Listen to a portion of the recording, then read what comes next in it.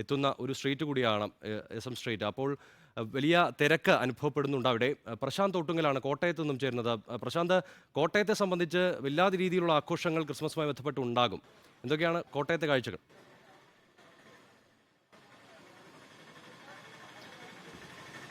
കോട്ടയത്തെ സംബന്ധിച്ച് ക്രിസ്മസിന് ഒരു കേന്ദ്രീകൃത വിപണിയില്ല. മാത്രമല്ല, ഉള്ള വിപണിയിൽ സമ്മിശ്രമായിട്ടുള്ള പ്രതികരണമാണ് പ്രധാനമായിട്ടും കാണാൻ കഴിയുന്നത്.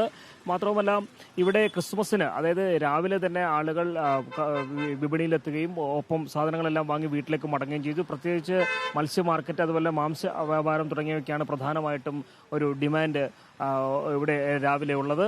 അതിനുശേഷം ഇപ്പോൾ ഇവിടെ പ്രധാനമായിട്ടുള്ള പടക്ക വിപണിയുണ്ട്. പടക്ക വിപണി ഇപ്പോൾ ഞാൻ നിൽക്കുന്നത് കോട്ടയം മാർക്കറ്റിലാണ്. കോട്ടയം മാർക്കറ്റിലെ പടക്ക വിപണി കേന്ദ്രീകരിച്ച് പറയുമ്പോൾ നമുക്ക് അവരോട് തന്നെ നേരിട്ട് ചോദിക്കാം. എങ്ങനെയുണ്ടായിരുന്നു തവണ? കഴിഞ്ഞ തവണത്തെ അപേക്ഷിച്ച് മോശം. കോട്ടയത്തിന്റെ ഭാഷയിൽ പറഞ്ഞാൽ മടുപ്പാണോ? മടുപ്പാണ്. സാധനങ്ങളാണ് പ്രധാനമായിട്ടും ഇവിടെ ചിലവാകുന്നത്. പ്രധാനമായിട്ടും പൂത്തിരിയും കമ്പിത്തിരി ഇതൊക്കെ തന്നെയാണ്.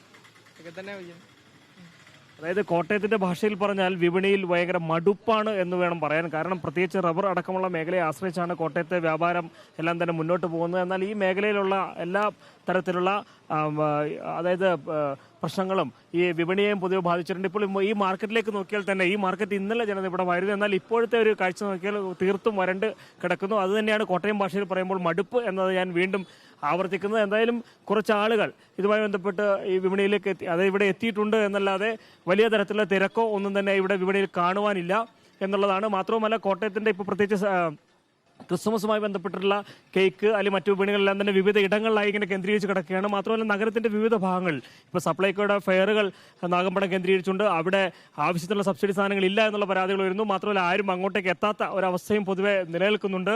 മാത്രമല്ല, ഇവിടുത്തെ ഓട്ടോറിക്ഷ തൊഴിലാളികളുമായി നമ്മൾ സംസാരിച്ചപ്പോൾ പ്രധാനമായിട്ട് അറിയാൻ സാധിച്ചത് അവർക്കും ഈ പറയുന്ന വലിയ തരത്തിലുള്ളൊരു ഓട്ടം കിട്ടാത്ത ഒരവസ്ഥയുണ്ട്. പൊതുവെ മടുപ്പ് ആണ് എന്നൊക്കെയാണ് പ്രധാനമായിട്ടും പറയുന്നത്. ചേട്ടാ, എങ്ങനെയുണ്ട് ചേട്ടാ ഈ ഓട്ടോ ഉണ്ടോ? അപ്പൊ അദ്ദേഹത്തിന് നമ്മളോട് സംസാരിക്കാൻ ഒരു മടി അദ്ദേഹം ഇപ്പോൾ കാണിച്ചിരിക്കുകയാണ്. എന്തായാലും ഇതാണ് ഇപ്പോൾ ഈ സാധാരണ ഈ മാർക്കറ്റ് വലിയ തരത്തിൽ നിറയാറുള്ളതാണ്. എന്നാൽ ഈ മാർക്കറ്റിൽ ഇപ്പോൾ വളരെ തിരക്ക് കുറഞ്ഞിരിക്കുന്നു എന്ന് തന്നെയാണ്. കാരണം കോട്ടയത്തെ ആളുകൾ പ്രധാനമായിട്ട് ക്രൈസ്തവ വിശ്വാസ സമൂഹം ഭൂരിപക്ഷമുള്ള ഒരു മേഖലയാണ്. അതുകൊണ്ട് തന്നെ രാവിലെ തന്നെ വിപണിയിലെത്തുകയും സാധനങ്ങൾ വാങ്ങി അവർ പോവുകയും ചെയ്തിട്ടുണ്ട്. ഇനി പാതിര കുർബാന അടക്കമുള്ള കാര്യങ്ങളിലേക്ക് പള്ളിയിൽ പോകാനുള്ള തിരക്കുകളിലേക്കും മറ്റ് കാര്യങ്ങളിലേക്കുമാണ് അവർ ഇപ്പോൾ ഏതായാലും ഉള്ളത്. എന്തായാലും വിപണിയിൽ ഇപ്പോൾ ഈ ദൃശ്യങ്ങൾ കാണുന്ന പോലെ തിരക്ക് പൊതുവെ കുറവാണ്.